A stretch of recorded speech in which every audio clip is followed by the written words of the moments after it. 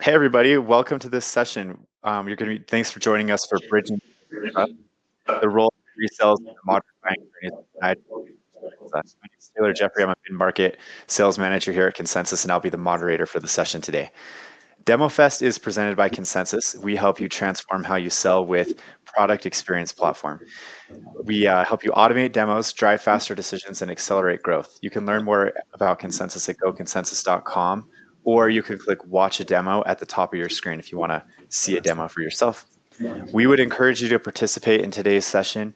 We're going to have a good conversation today. We'd love to see you engage in the things at the top. There's chat, messages, poll, Q&A. We're going to try and get to all the Q&A questions that you post in the Q&A at the end. Feel free to engage with each other in the chat throughout the session as well if you want to. If there's any troubles, technical difficulties you're having, there's this gear icon at the very bottom of the screen that will help you troubleshoot, make sure you got your audio settings correct so you can hear, everything like that. Now I'd like to introduce our speaker. Nigel is a seasoned sales engineer, entrepreneur, and he's the CEO of Learnful, which is an innovative tech education platform dedicated to bridging talent with opportunity. He has an extensive experience in technical pre-sales and talent development, and he's trained countless professionals entering the tech sales space. He specializes in simplifying complex technical concepts and driving impactful discovery conversations. One thing he's passionate about is empowering the next generation of sales professionals through mentorship, workshops, and hands-on training. Nigel is a dynamic speaker, and he's passionate about diversity, inclusion, and professional growth, regularly leading conversations on breaking barriers into tech and in sales enablement. With that, I'm going to turn it over to you, Nigel. Awesome, Taylor. I appreciate that. Dynamic speaker. That was a strong one. I appreciate you saying those kind words. I know I sent you some of those as well. So thanks for reading that out for me, for sure. Let's grab the screen really quick. Hello. Welcome, everyone, to Trust Not Tech. And I want to jump right in. There's no need to wait, delay. I want to make sure that we are having a great, impactful, energized session. This is going to be fun, insightful, and really challenging. I want to push back on a few things that we've kind of accepted over the years. So today, Trust Not Tech, when we're going to redefine the role of pre-sales in the modern buyer's journey. Okay. Imagine this. A few years back, you and a group of engineers, I don't know how you were invited, but a few years back, you and a group of engineers were tasked with the responsibility of building a state-of-the-art suspension bridge over a huge canyon. The canyon was massive, okay? Everything checked out. The blueprint was flawless. The materials, top of the line. Your team was second to none. Everything checked out. But something started to sink in as you neared completion, kind of a daunting realization. And though the bridge was structurally sound, no one trusted it enough to drive across it. Why? It's weird. It's because trust isn't just about technical perfection. It's about confidence, clarity, and the belief that that bridge is going to hold, not just in theory, but in reality. Technical excellence alone is not enough, and it's never been enough. Success requires our understanding and addressing human factors, real-world scenarios and conditions, and building confidence through comprehensive testing. Okay, sounds great. Let's grab that same thought and let's put it in a pre-sales environment, right? We're all here because we all back incredible solutions. These solutions are backed by logic, technical depth. It's phenomenal. We wouldn't be here if we wasn't. But if the buyer doesn't trust the people that's guiding them to those solutions, the deal stalls, and ultimately that bridge never gets crossed. So I want to propose a question. The question here is, what if the key to closing deals isn't dynamic demos? I know this is DEMOFEST, so it's a little controversial, but what if this isn't dynamic demos or breathtaking discovery calls or spectacular specs? What if it's about establishing deeper trust? My name is Nigel Chimwaza. I am based in the Dallas area, DFW area. Yes, we just lost Luka. If you know, we know. So it's a little sensitive subject here. I don't know if you're a Mavs fan or a Lakers fan, but it's something that's still kind of paining the city. I have an amazing wife. I'm a husband to an amazing wife. I am the father to 3 little humans. As you can see here, all of these humans are under the age of, or 3 and under. So I can give a whole speech on that as well. So that's a whole different story as well. I am the founder of a Learnful Academy, which is an online platform that educates, trains, and then places individuals in the tech sales and pre-sales space, as well as partners with organizations to train existing pre-sales talent to make sure that they're impactful. I am a principal solution engineer at HubSpot. Shout out HubSpot. And I have been in this space for over a decade. I know I don't look like it. I don't want to hear any jokes in the comments. I just shaved yesterday, so it's still kind of fresh. But I've been here for about 10 years. Okay. And in the pre-sales space, you all know we're often seen as what? The demo team, the strategic gurus, the technical side of sales. But I really want to have this conversation and think about reframing it into something a little bit more. Pre-sales is not just about explaining products. It's about architecting trust. So the question that I kind of want to throw out to the team and everyone here is, what if the most important thing you bring, whether if you're in leadership or an individual contributor, what if the most important thing you bring to a deal isn't about your technical knowledge, your technical understanding, but it's your ability to make buyers feel confident in you, confident in the product, confident ultimately in the decision that they're making. Okay. So we're going to tackle some assumptions here.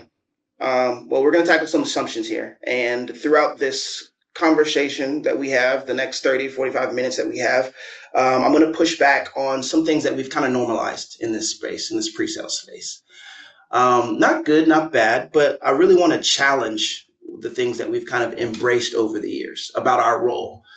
So I may ruffle some feathers, but I really want to do as solutions engineers usually do, and kind of ask why, and dig deeper and kind of press on some pressing issues that we're kind of uncovering here. So if there's something that you don't like, again, I mean, you can log off if you want to, but I would love for you to have here and have this conversation, have this dialogue with me, whether in the chat or after, and really I'd love to hear some thoughts on what we're kind of tackling today.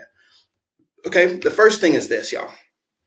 The first assumption that I want to tackle is trust is built after the technical win. We all know it. We've heard it before. Hey, get the technical win, get the deal to the technical win. Once we get to the technical win, hey, pre-sales, you've done your job. You can sit on some of these calls. It's great. But that technical win is our objective in these deals. But what if we push back on the notion of trust is built after the technical win and really reframe that to thinking that trust drives that technical win? So not after, but ultimately it drives it. And I want to say that just because I feel like today's buyers are more skeptical than ever. They come to us overloaded with information already, loads of it. They don't trust solutions at all because they're hearing the similar features and similar value points in each company. It's starting to kind of merge and blend together. But one thing that they do trust is the people that's guiding them to those decisions. Statistics show that, from Edelman's, 37% of buyers trust the sales reps, while nearly 60% of these same buyers trust technical experts. And this is why pre-sales is such a critical role. It's such an impactful role. For instance, we've all been in that situation where we've answered every technical question correctly. Like, it was phenomenal. For me, it happened yesterday. I actually almost sent it to my manager. I sat in. It's usually a lot of IT folks. They all have their camera off. And if they're throwing integration questions, webhook questions, security questions, all these questions, and you're just firing off. You're answering it perfect, like it couldn't be scripted any better. But that buyer still hesitates. They still have their concerns because logic alone doesn't close deals. It's what trust does. So whether you're answering every question to the T, I think there's a second element and more important element, and that's that trust, that deepening trust. And I think that's really where us as pre-sales need to sit in. Updating to today's buyer's journey, y'all, AI is here. It's here and it's not going anywhere. It's here to stay. It's everywhere. I used AI a little bit, probably too much. It's kind of sickening. My wife and my family are upset about it, but regardless, it's here. I'm utilizing it. I really wanted to learn and do a lot of the stuff that I don't want to do on a day-to-day basis. But I also want to say that AI is also dramatically reshaping how buyers evaluate trust. And in my instance, in many ways as well, I feel like it's widening that trust gap. And here's how. I think the first thing is this. Buyers right now are overloaded with AI generated content.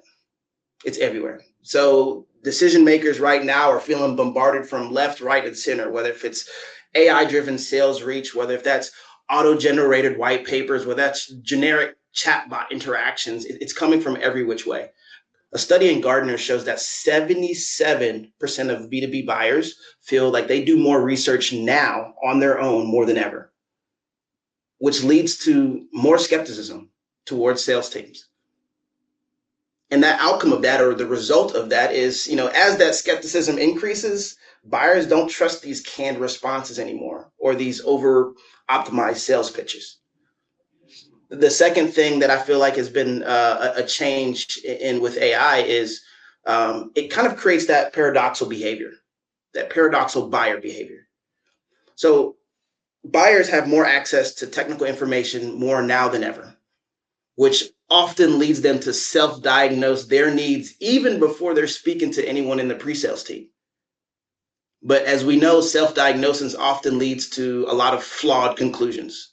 For instance, I'm pretty healthy. I don't work out on a regular basis. I do get my steps in. I closed my rings yesterday. But I do make sure I'm trying to stay active, obviously, when sitting around as much. I used to play soccer back in the day. I have a little bit of athlete in me. My knees are bad, though. But one thing that I pride myself in is I don't get sick a lot. I feel like I eat pretty good. But a few months ago, I don't know what it was, if it was a bug, if one of these little kids brought in something from daycare, but it closed me out. It was a lot. And I couldn't eat. Everything was coming up and out of me. I'm just visual. I apologize, but I need you guys to understand this. It was a lot. Luckily, my wife is a nurse. She's been a nurse for multiple years. But I feel like, and this may be personal, I feel like she doesn't give me the attention I need when I'm sick sometimes. I feel like I need a little bit more of that hands-on, some pills or something that can help me ease my pain. But I wasn't getting that. I was getting more so pats on the back and some tea. That's a whole different subject, which I'm going to talk to her about that after this. But I was out, y'all.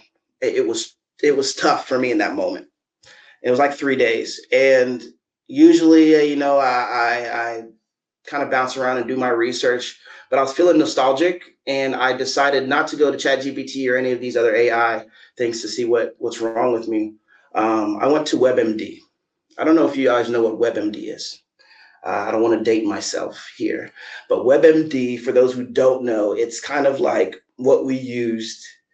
Well, I guess what I still use, what we used back in the day to input a lot of our symptoms. What's wrong with this? Hey, my knees hurt. I got a headache. My elbow is itchy, whatever you're wanting to put in there. And then it calculates and it pops back out some kind of conclusion of, hey, this is what's wrong, a diagnosis of you. Hey, heads up, you might have this. And oftentimes it's like some crazy rare disease, from a simple headache. And in that case situation, I think it told me that I had to like cut out something, like my knee was, I said something like amputate. I don't know, it's something crazy. But regardless of that, what I'm trying to let you guys know is that self-diagnosis that often leads to these flawed conclusions, you know. So the same way that, you know, WebMD convinces people that they have this rare disease, a lot of times with all of these, you know, this AI content, this technical information that they're digesting, and they're really diagnosing their own issues, diagnosing their own, you know, challenges, you know, with a possible solution before they even speak to a pre-sales team, it can often lead to flawed, you know, understanding. Almost 70% of B2B buyers prefer to do their own research independently online before engaging with the sales teams, according to Foster. The outcome of that is they come in with rigid, sometimes incorrect assumptions, which makes trust building so much more critical in our space, right? The third thing is, I think this AI driven content decision making, it feels impersonal. Like in this day and age, you know, obviously it's a nice, I don't think it's a buzzword, obviously it's here to stay, but in this sense, some companies rely way too much on AI driven qualification, whether if it's scoring leads based on algorithms, all of that stuff instead of that human interaction. And the outcome of that is that pre-sales, we must continue to act as that human filter of truth, offering expertise, reassurance in areas, as well as nuanced judgment where these AI systems currently fall short in. Right? Y'all still following me? Y'all still locked in here?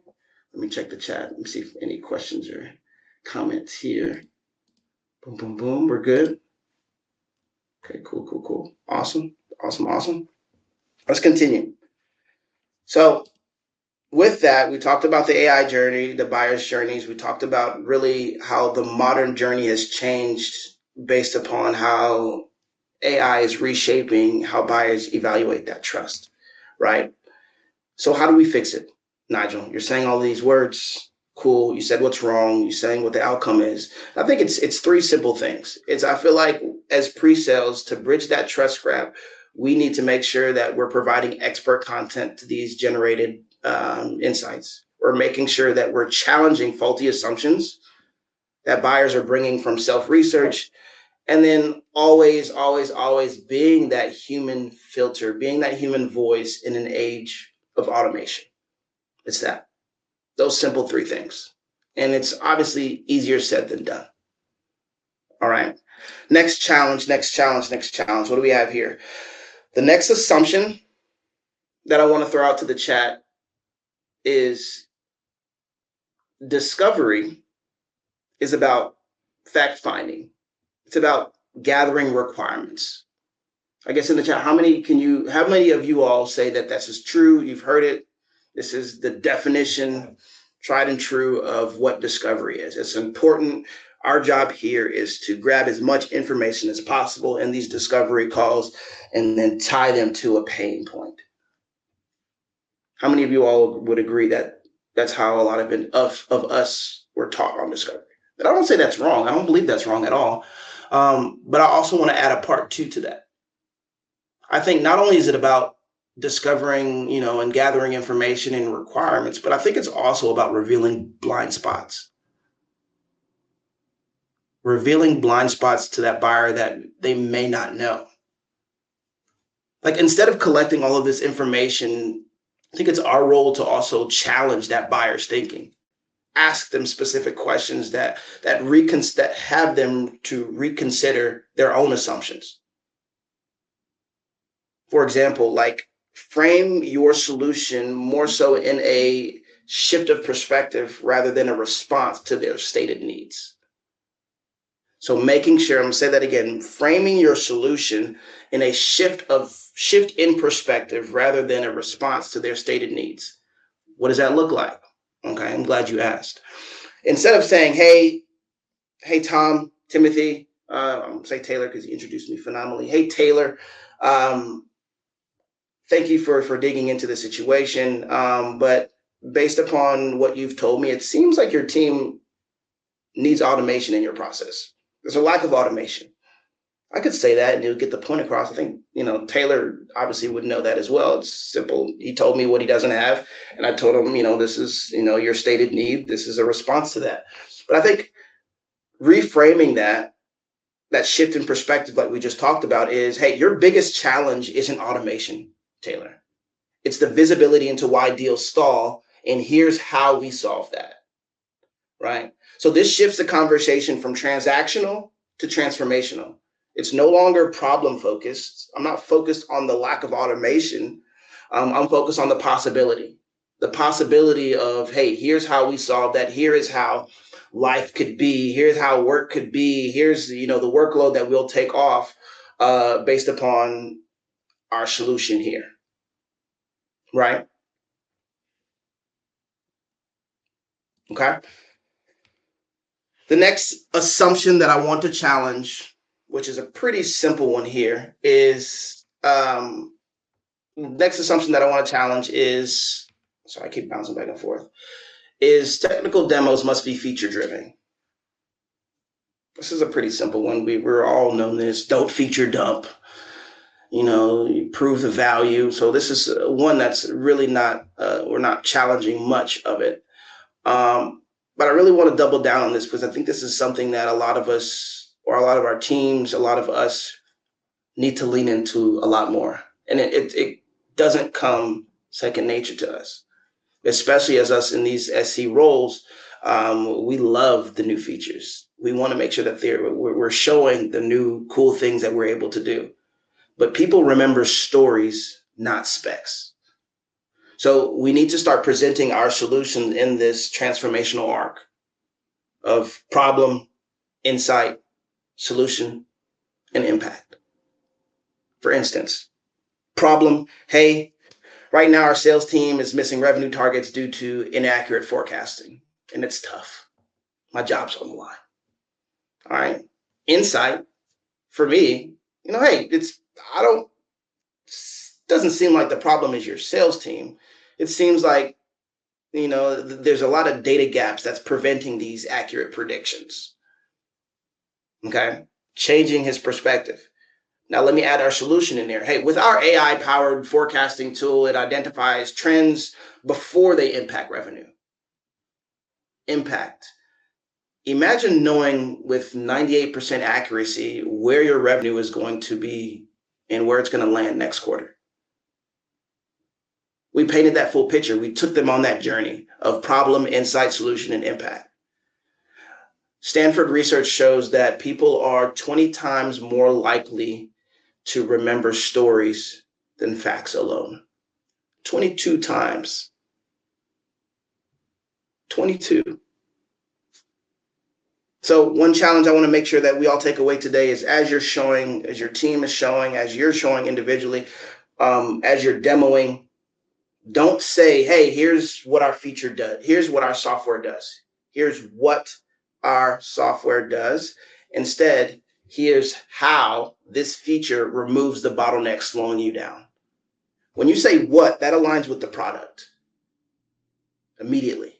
But when you say how, that aligns with the value that that product provides, your solution provides for that individual. We're removing this transactional relationship and really wanting to be a lot more transformational. Value is transformational, right? So this is really the value add that stories can bring into our demos, which we need to lean in early and often in our pre-sales roles. Okay.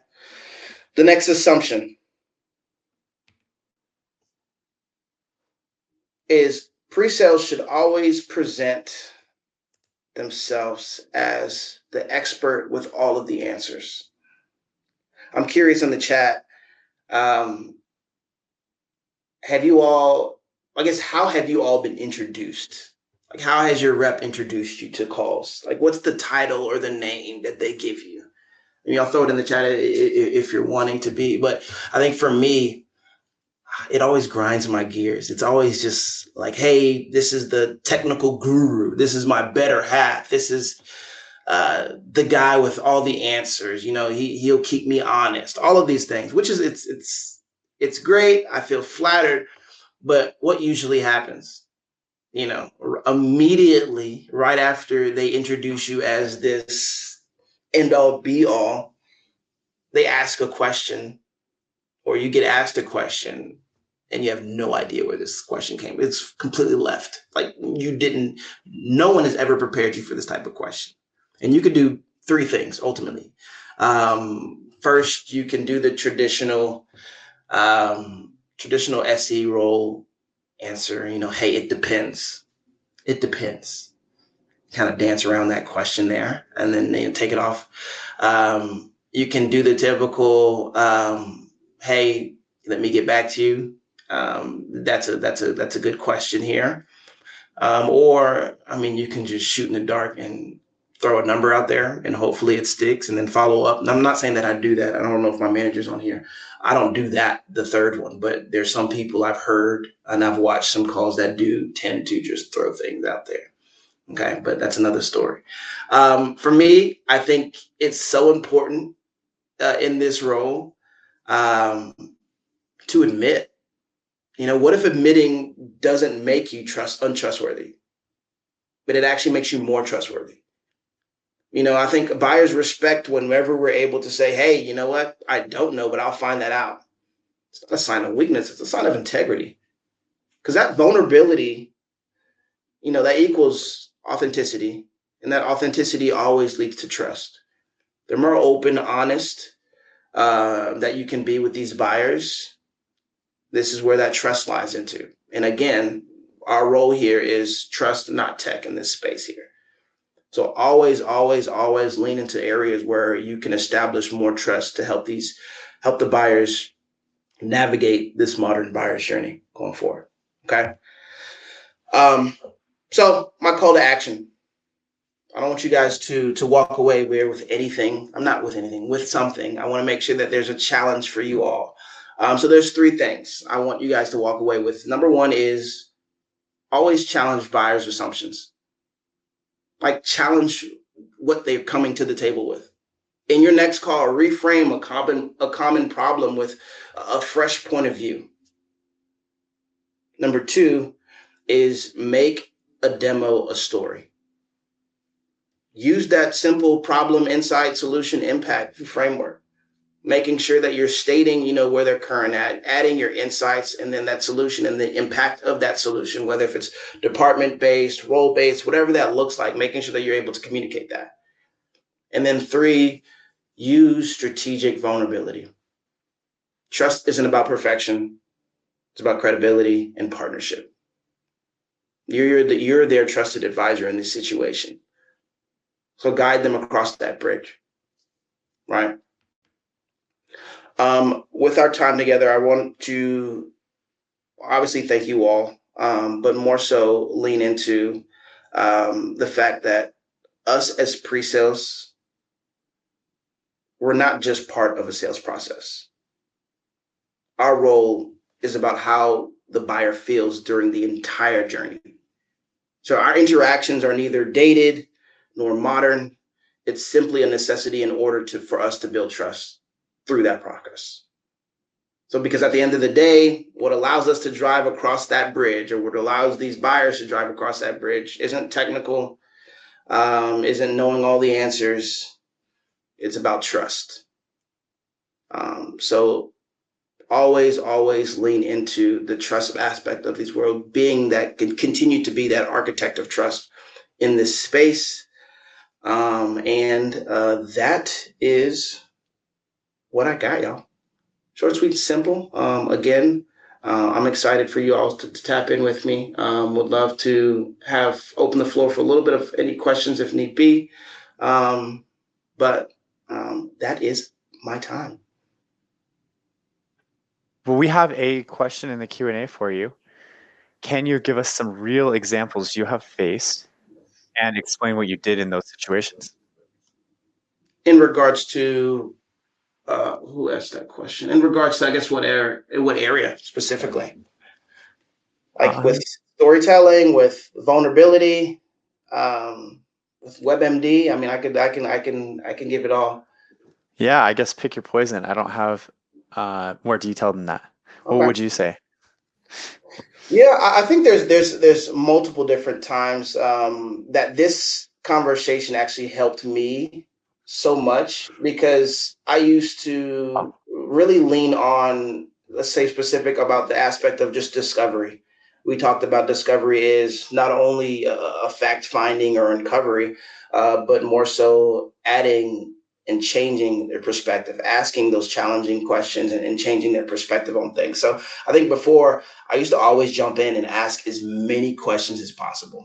I have 30 minutes with you, I have an hour with you. Let me get as much information as possible. And then after that, I can filter through and seeing what's relevant. But actually, a Gong research shows that after a specific threshold, the more questions that you ask during discovery actually hinders your ability to close that deal. So it's not Mm, about asking all the questions, it's about asking the right questions. And that right questions come from being strategic, and then pairing that right question with, I think, challenging their assumptions that they have. So hey, a lot of times people are coming to you with problems that ultimately are symptoms. It's not the root cause. So in our role as pre-sales, I think it's our role to peel back the onion, and educate, and then kind of lead them down their own self-discovery through our questions, to reveal their own blind spots. That hey, this isn't a problem with the mold in your carpet. It's more so there's a leak. The root of it is the leak in you. I don't know why I'm looking up like I have a leak in my ceiling, but it's more so there's a leak in your roof right here that's causing that mold, that's impacting all of these other things. Not only is it messing up your carpet, but it's seeping down into, the boards, which is causing mold and all of that stuff. So a lot of times people want to look at and handle the symptoms instead of kind of going into the root thing. So that's something I had to learn, is really being able to ask the right questions in the right way, and then revealing blind spots to those individuals. yeah. Would your answer change if they said it's in regards to building trust?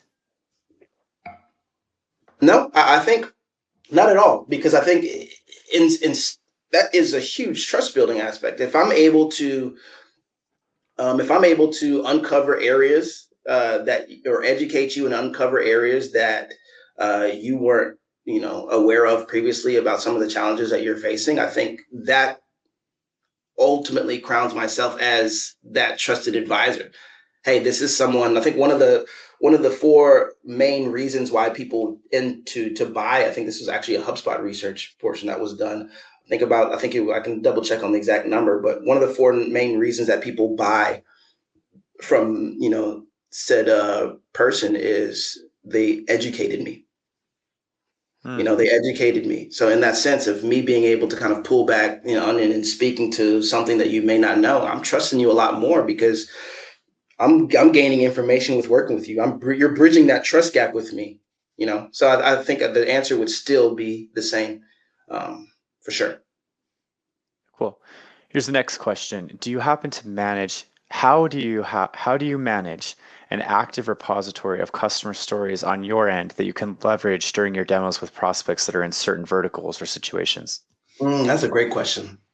That's a great question. For me, I'm big on organizing. So there's a few verticals that I see that pop up a lot in my time at HubSpot, whether it was like retail, multiple different other, verticals that I'm working with. And any success story, any case study, any situation that I can reference on, hey, we've worked with this individual in your industry.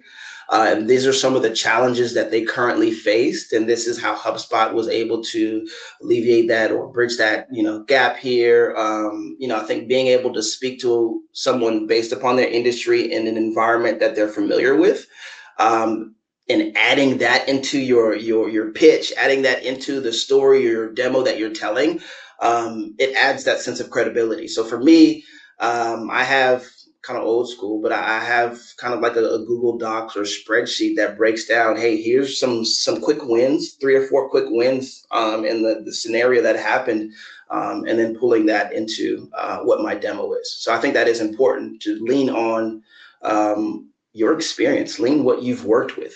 It's when it's a lot closer to you, I feel like the story is a lot more impactful. If I'm saying, hey, I know someone that, got HubSpot and then they changed their whole, perspective. Yeah, that's good. But if I can directly say, hey, I've worked with multiple people in the law industry or in the legal industry, and this is how they utilized this, and this is the result or the value, the benefit that this feature brought to the table. Now they're able to kind of see themselves in those shoes. So now that point of view starts to kind of become a lot more personal for them. Yeah. Man, it reminds me a lot of the book, The Speed of Trust. I love that one. Hey, another question for you. How do you create trust when a deal is already on shaky ground? These are good questions. Who's asking these questions? Y'all throwing some good ones. Yeah. Are these planted? Are these planted? DemoFest planted? They, How do I establish they're not. trust? They're not. Okay, we got some engagement here. How do I establish trust when kind of that foundation is already shaky?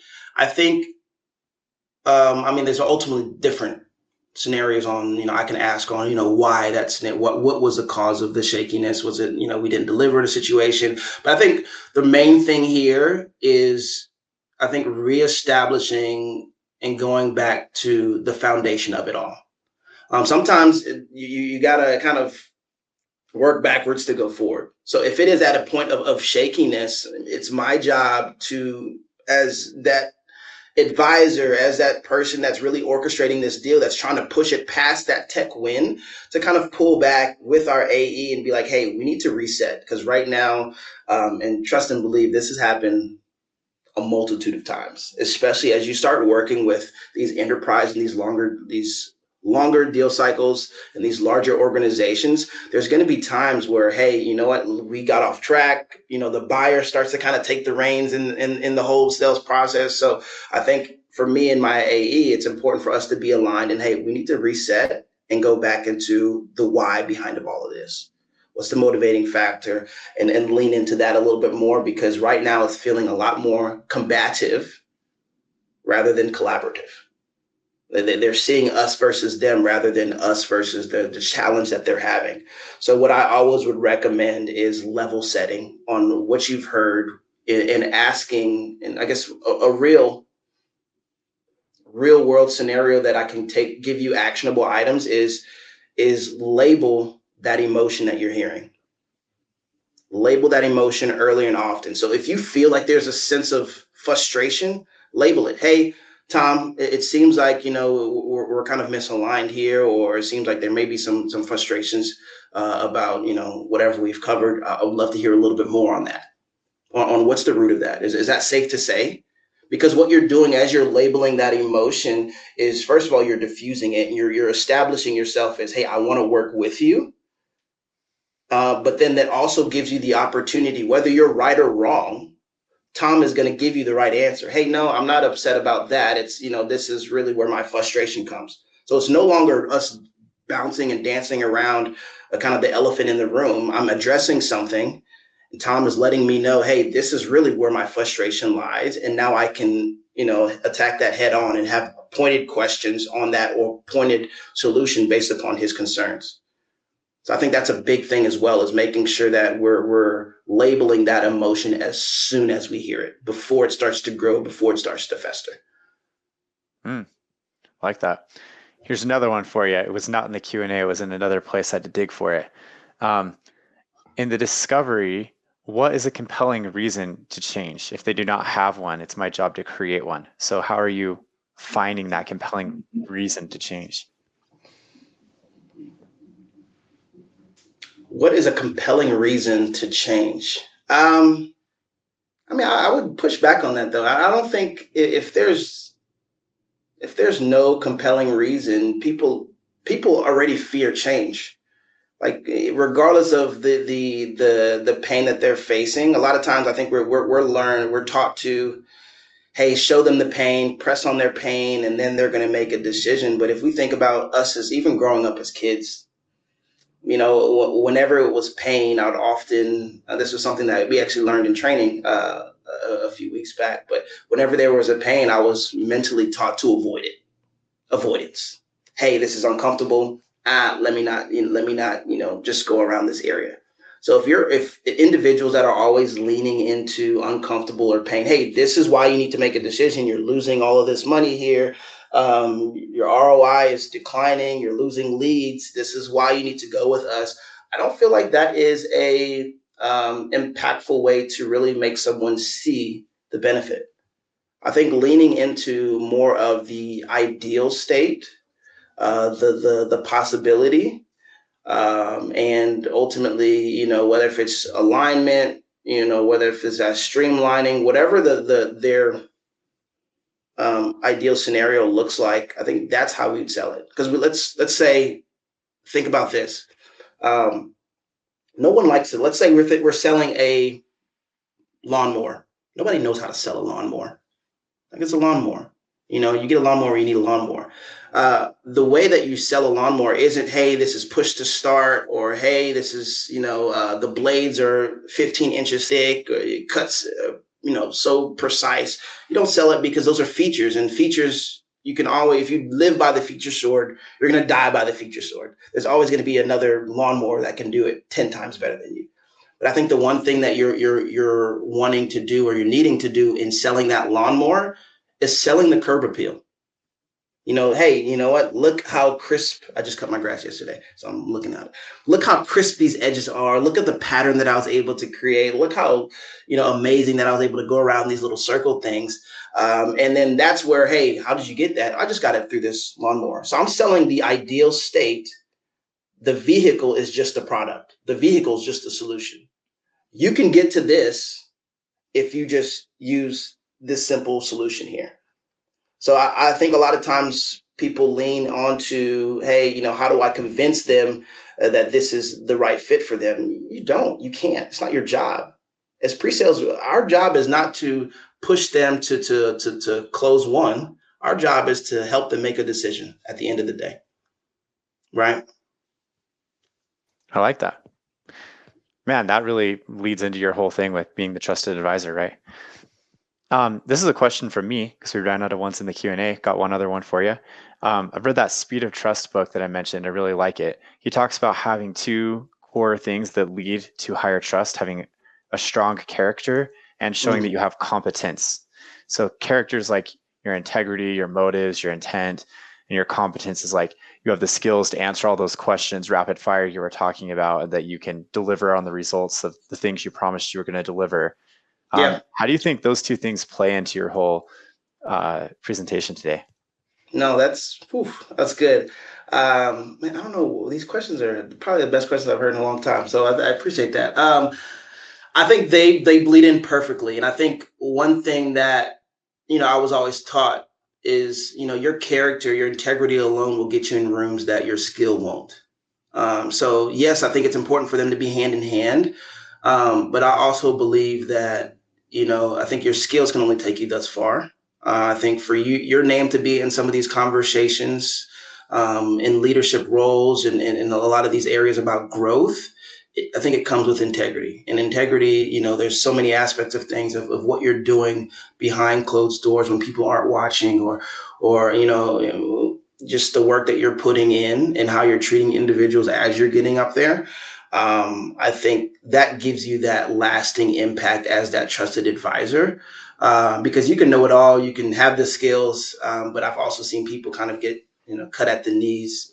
They get to the point, but it's tough to stay at that point with a lack of integrity and character. So that is something that, for me, I'm practicing on a day-to-day, inside work, outside of work, with Learn for my organization, is being someone that that my little ones would be proud to call pops. They never call me pops as a dad, but you know what I mean. Yeah. Yeah, I know what you mean. Okay, well, I don't have anything else, any other questions in the chat or anything. Nigel, any other words you want to leave us with before we wrap up? Or should we just go to the end here? Yeah, no, I want to say something deep and inspirational. But No, yeah, please. I enjoyed my time. Thank you all for hopping in and really learning with me. If you don't, you'll be able to follow me on LinkedIn. Follow me what I'm doing, and whether at HubSpot, personally wise, as well as Learnful. Again, that's a seamless plug. Learnful right now, whether you have an existing pre-sales team, we work on enabling them and making sure they're ready for the being impactful from day one. So reach out to us, reach out to me. I would love to chat, meet with you guys. I'm big on spending time and connecting with individuals as well. So let me know if there's anything I can do for you. And again, I appreciate DemoFest Consensus for setting such an amazing event up. And thank you for the invite. Yeah, thank you. We appreciate you. This doesn't happen without people like you presenting. Can you stop your share so I can start mine real quick? Yep. Perfect. Thank you. Um, all right. So that was Bridging Tech and Trust. The next sessions, we have a virtual expo hall that you can go to. It's got our customer hub. It's got some vendors there that you can go check out, like Peter Cohen's, the 2Win, or Opine, different ones like that. You can go check out in the virtual expo hall. We also have a raffle that you can enter if you want. Got some cool prizes. Got a video game console if that's your thing. Got a Yeti cooler if you're more into hiking or pickleball, different things that way. So enter that raffle if you want to. We do DemoFest in person as well as virtual. So we have a New York City one coming up May 15th and one in London a little later on October 8th. So if you'd like to come to those, you're in or near those areas. They're both free events, and those are in-person DemoFest events. Up next, these are the sessions that are next. If you've already selected your track, it's just going to automatically push you into the next one after this. If you've not, you can always switch to one of these other ones if one of these seem more interesting than the one you're in. And hope you enjoy the rest of your time at DemoFest.